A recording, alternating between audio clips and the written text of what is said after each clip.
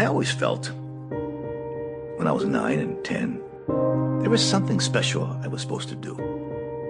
Bodybuilding was on my mind, and I trained in the basement with my dad, and the gym has always been my home.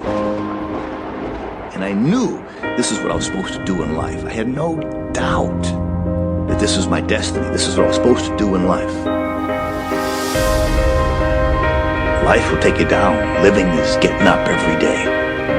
And when you're that way, there's only one way to go, and that's up. Get up. Just get up. Keep going.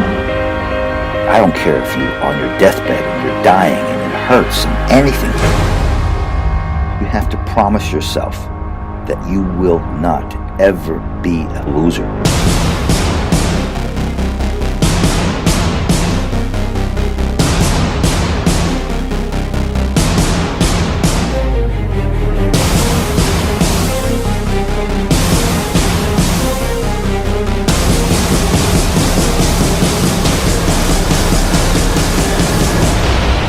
If you really put your heart and soul into it, you will get it.